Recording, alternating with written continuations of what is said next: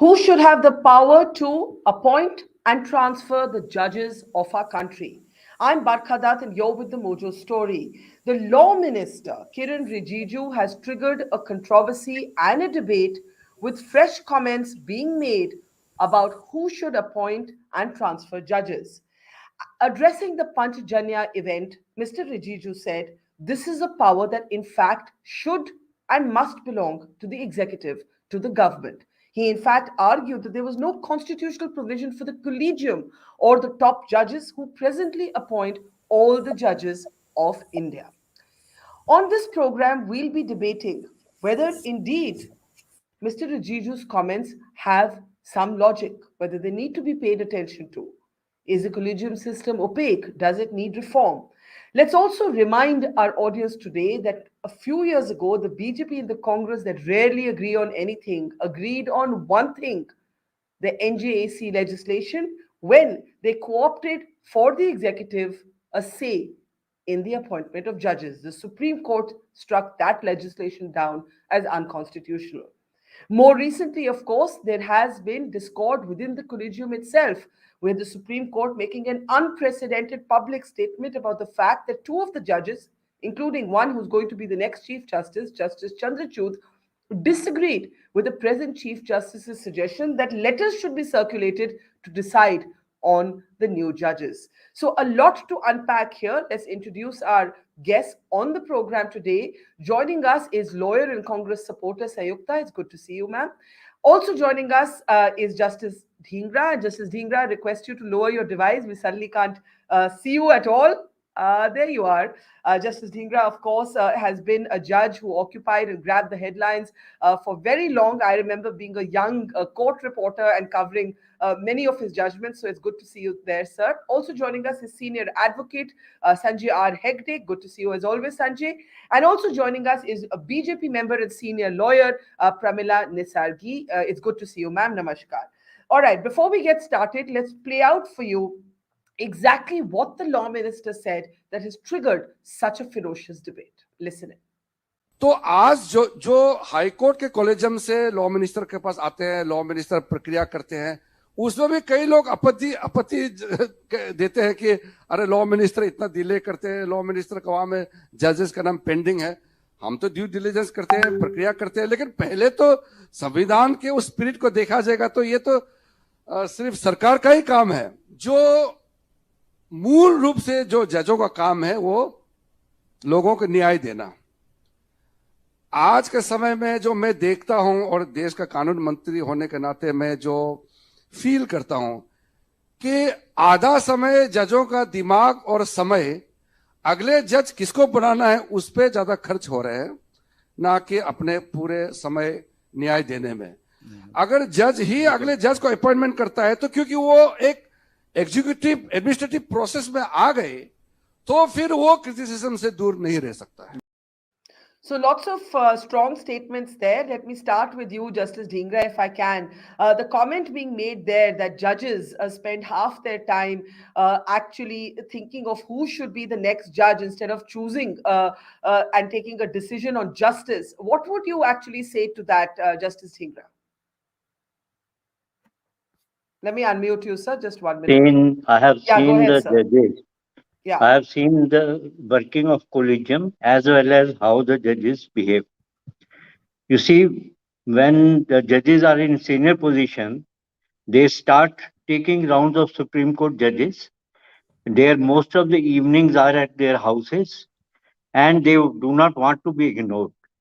Chief Justice invariably keeps meeting Supreme Court judges so that he is considered by the Collegium. And I have seen that Chief Justice of a particular High Court, our High Court itself, his name was turned down twice unless he recommended the name of one of the persons as High Court judge as desired by the Chief Justice of India. So the moment he recommended the name of that judge for High Court, Delhi High Court, his name was recommended for Supreme Court judgeship. So this is Collegium system. You see, you just said that two of the judges objected to the present Chief Justice recommending name. Well, So not to that the name. itself, Well, not to the name actually. Only to the fact that it was being chosen by a circulation of letters, not to the candidates circulation, themselves. even otherwise, they said, you see, 10th October is the date after which you cannot recommend them because you are retiring on 10th November. And before 10th October, no meeting can take place because Supreme Court was on a holiday. This itself shows that the recommendations are not objective, they are subjective. You do not trust your existing Chief Justice because he is left only with 30 days. So he has personal motives in recommending. Why should people trust you when you do not trust a sitting Supreme Court Chief Justice because he has to retire in 30 days? Why should people trust you that what you are doing in Collegium is all right? So this is basic thing is it is not only opaque as Mr. and most of the people believe. It is unconstitutional. It is You're ultra virus. you're actually saying that the present system that was brought in, Is if I, unconstitutional. is It is ultra unconstitutional, virus. and It is you're saying illegal. this as a judge, and you're saying You this as a cannot give judge. power to yourself that since I have the power to decide, now I will decide myself as to who will be the next, who will be the judges in Supreme Court, who will be the judges. Tell me till now what criteria has been laid down by Supreme Court or by the Chief Justices of High Court for selection of judges in High Court and Supreme Court. I can give you umpteen examples, umpteen, where the judges have got recommended their own brothers, sisters in the High Court only because they were Supreme Court judges at such an age where no judge could be recommended. I am giving you example of Justice Altamash Kabir's sister being recommended to Calcutta High Court at the age of 58 and a half years. There are many examples. I know examples of Delhi also. This was recommendation was made despite the Chief Justice letter that she is not fit to be considered. So the Chief Justice was transferred, but this lady was recommended. But would you want the power then? Would you want the government to have a say, as was suggested in You the see, the NJAC National legislation? Judicial Commission was Yes. not government. Actually, the power still remained with the Supreme Court. And if one of the judges or two of the judges of Supreme Court disagreed, nobody could be recommended. The power was still, you see, but other people also had their voice. It is not that the government solely was going to recommend the judges. That system where earlier the government was having sole power was also found wanting, and then Supreme Court assumed this power. But So this is well known. in short, you agree with the Law Minister, Justice Dhingra. In short, you agree. I I agree that this system has become rotten and Wow. it should be scrapped. The system has become rotten and it should be scrapped. Let me take that Yes. straight away to Sanjay Hegde. Those are very, very strong words from a practitioner, from a judge. You rarely see judges, in fact, close ranks on this issue. You're seeing Justice Dhingra saying the Collegium system is rotten. It should be scrapped. The Law Minister has a point. Sanjay, I'd like your comments now. Sanjay Hegde, go ahead. Well, according to the Constitution, every judge shall be appointed by the President after consultation with such judges of the Supreme Court and High Courts in the states as the President may deem fit. Basically, what it means is that the government appoints based upon inputs from the judiciary. Now, why did the collegium system come along? It came along because there was a time which Ram Jethmalani famously described as there are two kinds of judges these days, those who know the law and those who know the law minister. Now, if we are going to scrap the collegium system and say, okay, you don't have to pay obeisance to 5 judges of the Supreme Court or 3 judges of the High Court, instead go and catch the law minister in the state, go and catch the law minister in the center, and you become a judge. Then you go back to the American system where the joke goes, what do you call a lawyer who once knew a politician? And the answer is, Your Honor. So are we going to That's let... a good one, but it's very cynical. Yeah. Yes, but that's how it is going to be. And you see what's happening in the US, where the Federalist Society pushed through 3 Supreme Court judges during the tenure of Trump. As a consequence, the Supreme Court out there has gone out of balance and has greatly fallen out of public favor, more so after they abolished the right to abortion. So there are good things and bad things in every system. The question is, do you throw out the baby with the bathwater? I would say no. Yes, the Constitution provides for consultation. Now, how is that consultation to be done? Is it necessarily a concurrence? That is where judicial interpretation came in, and they said that no, it has to be with the concurrence of the Chief Justice. Then, by a further process of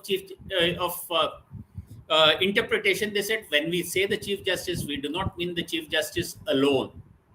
It will be the Chief Justice in consultation with the senior most judges. Yes. Yes. So this was what was held in the second judge's case. I had assisted Mr. Sorabji in that case. So the point is that there is a safety in numbers when you have a collegium. When it is not one, you are not a bright spark in the eyes of a solitary Chief Justice. How do you respond to Justice Dhingra's point that the NGAC model was not in fact handing over that power to the government? And if I remember correctly, the Chief Justice still had the veto. So it is not that the veto was taken away, Sanjay, from the Chief Justice. Yes. So that is an alternative model. Yes. But there were flaws found in the NJAC, and as far as the NJAC was concerned, it was seen to be as too government heavy. Right. What does the Collegium currently do? The Collegium currently makes recommendations. What is a recommendation? It's just that. It's a pre-filter. That these people we think are good enough to become judges of the High Court or the Supreme Court. Yes, in working, Justice Dhingra is right. Sometimes collegiums come up with strange decisions. There is a lot of give and take. Some give, some take. All these things happen. And there are people who organize their lives based on which planet will be in which constellation at which particular point of time. The Collegium is a very temporary body. It keeps changing. And so we have had instances where people have said, no, you not this time, let's think of it next time. And in the next time, the composition has changed. Somebody is in, somebody is out. There have Justice Lokur is on record of how a couple of people were recommended by the Collegium as it then stood. Then barely had the recommendation been sort of decided on, and that Justice Lokur left the Collegium, that the recommendations were reversed. If this system gets abused too far, yes, it may have to go. But the question is, who makes it better? So at the moment, what did you think of the Law Minister's comments? Quickly, I want to go to the audience. I think the Law Minister was not right. To say that judges have no business in appointing judges, that's not what the Constitution provides. The Constitution does provide for consultation with the Chief Justice. Okay. So there the Law Minister was definitely not right. So and it is a veiled call, just one last sentence. It's a veiled call for a committed judiciary. We had a previous Law Minister called Mohan Kumar Mangalam, who wanted leftist judges at one point of time during Indira Gandhi's time in the 70s. This is exactly the same thing in reverse. Okay, you believe that the Law Minister's comments is a veiled call for a committed judiciary. I want to bring in Pramila ji now. Ma'am, please do go ahead. What Sanjay Hegde is arguing is that the Law Minister is signaling to the judiciary step in line. That is how he's reading those comments. What do you say, ma'am? I am unconcerned with what Law Minister says or what Mr. Sanjay says. I am only worried in the entire system of our judiciary, there has been social injustice throughout the country, be it the appointment in High Court or in the Supreme Court. All of us are feeling there is social injustice. Where is justice? We go to the Supreme Court and High Court expecting justice, but are we getting justice? Judges are not accountable, judiciary is not accountable. Unlike executive and the legislature, they are accountable to the people, but the judiciary is not accountable. You make any law. The last time, 2014, the Congress and the BJP joined together and made a law. What was the result? The Supreme Court did not approve and they passed it. Now, even though whatever we may suggest, whatever the law minister may make it, they may make a law, take it from me, the Supreme Court thinks that it is supreme and it will crash because they do not want to give up their power of collegium and appointment. Look at the irony. Last time when judges were appointed, there were so many judges were recommended by our High Court. Okay, do you believe there are 5 lady judges who are senior, competent, good enough, but not a single judge was elevated, lady judge was elevated. Why? Because there is a bias. They do not want ladies to be there. They did not. Not a single lady out of 5 judges. One of the ladies was holding in the Judicial Academy. Justice Narayan had high hopes about her. Even when the meeting was held, she recommended and she said she's such a good lady judge. Why not taken up? Because why do you think the government? Why do you think a different model would be more fair?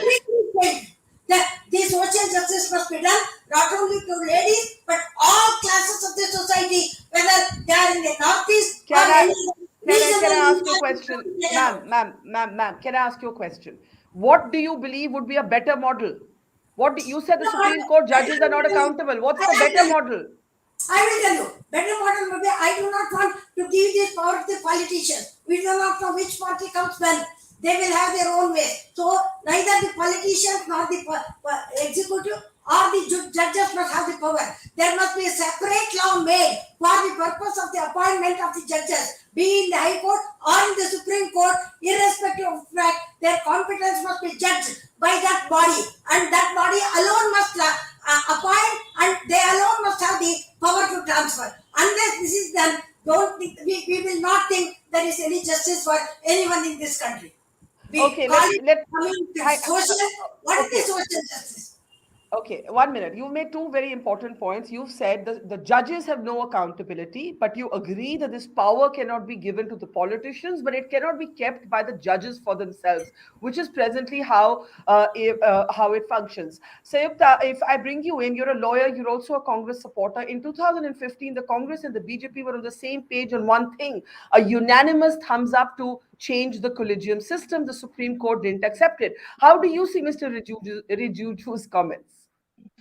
Well, Mr. Rijiju's comment, first of all, I will flag, was made at an RSS event. And I would also flag another thing, which is that if 2 parties strongly opposed to each other are agreeing upon something which is giving seemingly more control to the government, it seems like a problem to me, because if you want a society with more personal freedom for the citizens, you want the government to have less control on less things. Already, we have seen in the last few months and years that the Supreme Court collegiums are being tweaked, dissected, and various kinds of things are stalled with judges who are seemingly problematic to the government's ideology, the dominant ideology of the country, which is the RSS BJP ideology. We have seen again and again that a judge who has sort of, given a FIR order or questioned certain cases where a BJP leader was involved and put them in a tight spot, that judge's has been stalled, elevation has been stalled. So the point, and I would want to say that I don't really know what is Congress's line on this, absolutely. So I don't really know. I'm just speaking from my opinion. I want to say that the social justice argument in this is the timing of it all is seeming very strange to me, because this entire debate that has suddenly started in the social media, that it is casteist, Collegium is casteist, Collegium has not given, there is no denying that there has been caste-based discrimination and there is lack of representation. But you cannot reduce the entire debate to numbers and people's last name. How many people with what last name in what system? I mean, I want to say that any kind of commission that is set up by the government, or any kind of process where the government is involved, is not going to be any Okay. more transparent than what the collegium system So, is. And so, I so, don't want to, I would much rather trust a judge who is courageous, honest, with a clean slate, and I would trust the justice system on that judge's hand, compared to somebody who only passed a interview process or a certain filtering system where he could show let, that he's ideologically inclined towards the let me dominant let me ideology. So let that's me the only okay, point got here. it, got Yeah. it. Let me take this. Let me take all of Sorry, these I got arguments. interrupted. I don't know if I could finish my. Do I have a little bit more I'll come time? back to you. I'll come back to you, Sanjukta. I'll come back to you. I just want to take your points, also Sanjay and Pramila's points to Justice Dhingra.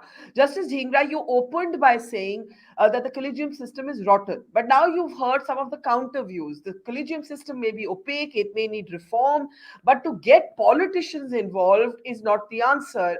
In recently, for example, the government has withheld its approval to the transfer of High Court Judge Justice Muralidhar. Justice Muralidhar was somebody who was extremely critical of the role of the Delhi police, for instance, and took on hate speech as well, including by some BJP affiliated representatives. So, if you say the collegium system is rotten, let me first ask you, what is the most rotten thing, quote unquote, about the collegium system? Two, what is the alternative?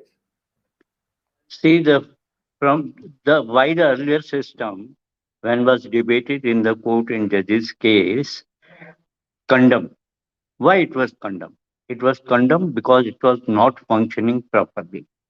And the judges who were sitting in Supreme Court thought that this system is not functioning properly. It has become rotten.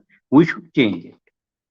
Now, this system itself, right after a few years of its constitution and working, see, there were articles and articles written in newspaper, Indian Express and others, I remember, where it was stated that collegium system is working as a barter system.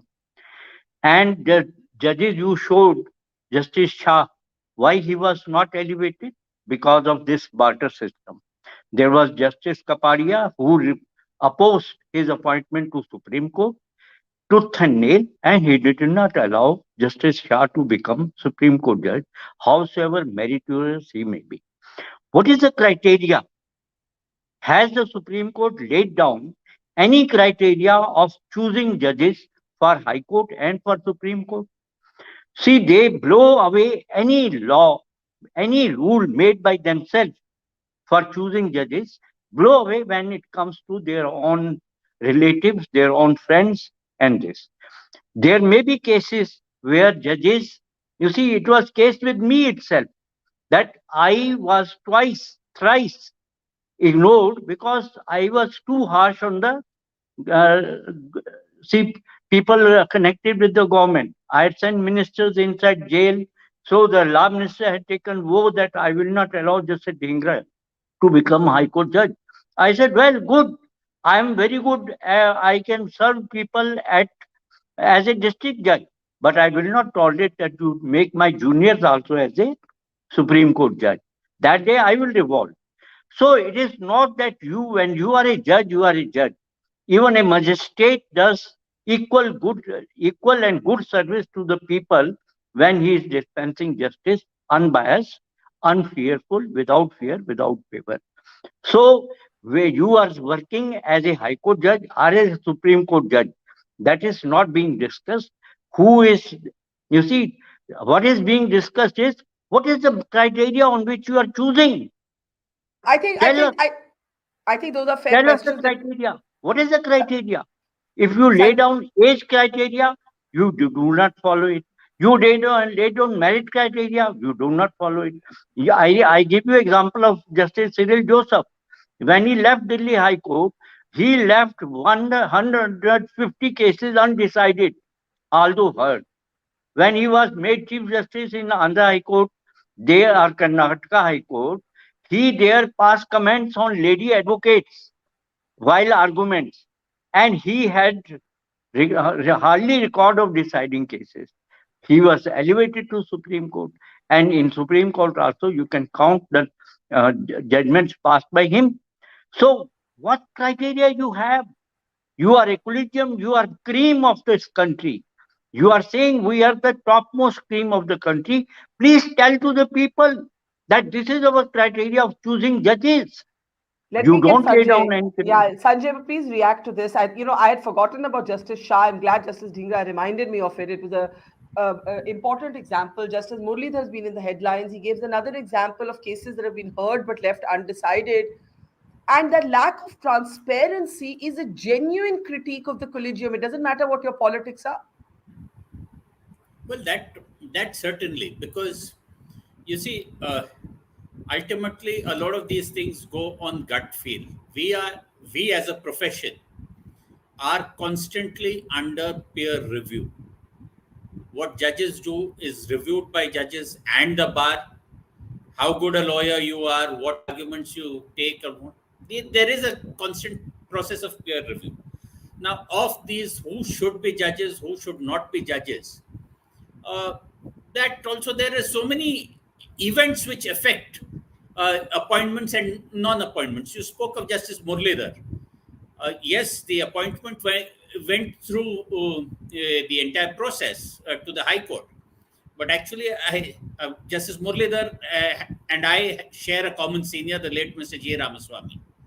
And the fact of the matter is that there was another person who was a very respected senior, then later became a judge of the High Court, of the Supreme Court, who asked, you see, there's some judges to be appointed in Delhi. Do you think somebody would make a good judge? And it was me in a casual conversation who said that, yes, Murli has just written a book. He's a doctorate. He leads a reasonably frugal lifestyle. And I think he'd make a wonderful judge. Now, I'm not asking for accolades or something, but sometimes the original proposal comes out from the most unlikely of sources. It is said about Chief Justice Balakrishnan that he was working as a magistrate. And when he was working as a magistrate, the then Chief Minister, Mr. Karunakaran, noticed that he was a man who had scored very highly in his law exams. And he belonged to the scheduled caste. So the Chief Minister of the day said, what is a man like that doing as a magistrate? Why should he retire only as a district judge? He was then persuaded to come to resign his job, practice in the High Court. A job was found for him in the High Court, and then he was made a High Court judge. So the real problem, I think, is in the collegium having adequate inputs. The collegium should but also access to as a filter. Access to how the collegium decides. Yeah. No. So there should be a certain secretariat which has a sort of file of prospects, and it should be a constantly updated thing. The government should also be able to contribute to that. We think that these people are good. Why doesn't the collegium consider it? And then ultimately the collegium considers it in terms of recommendations alone. Once it makes a recommendation, it is up to the government to accept the recommendation or for good reason send it back. The government these days has done a strange thing. If it disagrees with the recommendation, it doesn't send it back, it just sits on it. It gets reiterated. And then thereafter the government says, come on, you make me appoint him. Pass a mandamus. I am not going to appoint. There is Saurabh Kirpal. Saurabh Kirpal is a fantastic case in point. He's a very good lawyer.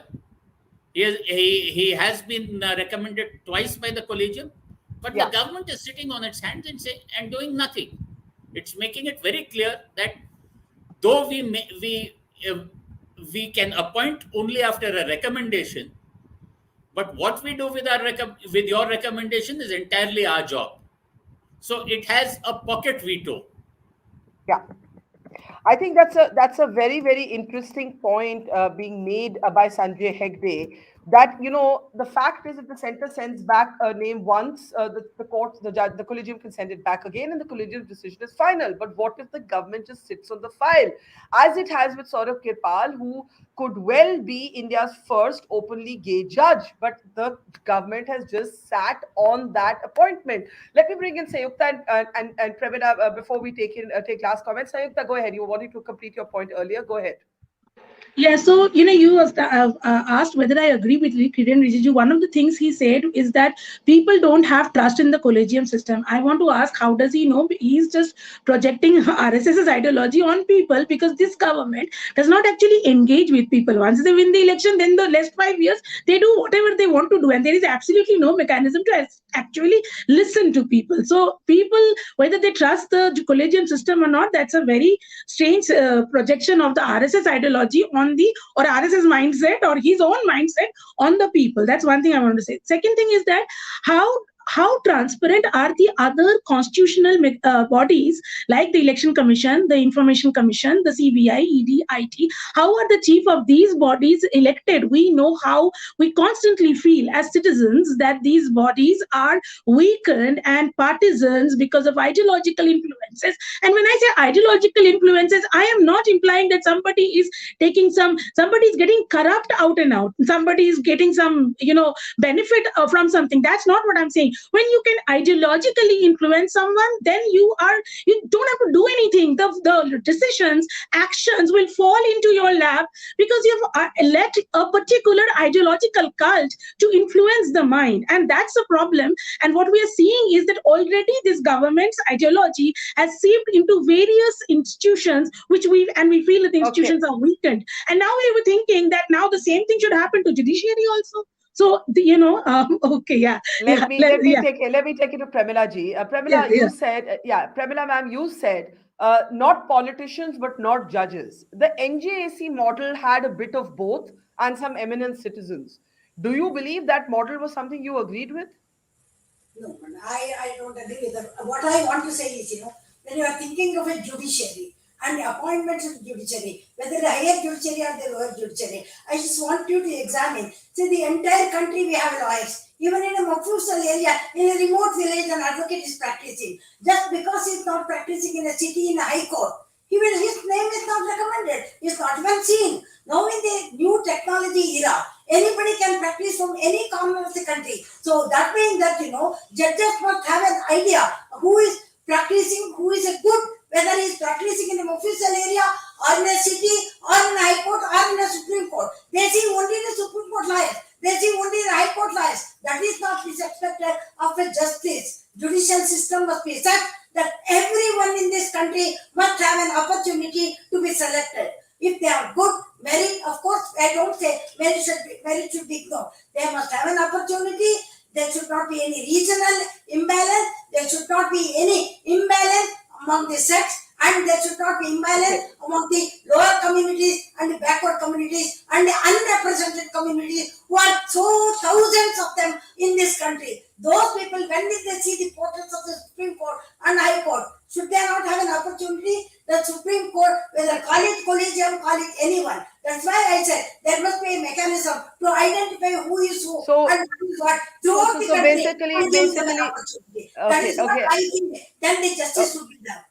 Okay, very quickly, Sanjay, before I give Justice Dhingra the last word, one of the other comments made by the law minister was about the monopoly of lawyers. He said 40 to 50 lawyers who can speak good English have created a monopoly. To Pramila ji's point, that, the Mufassil, the small town, doesn't find any sort of representation, any sort of voice in the system.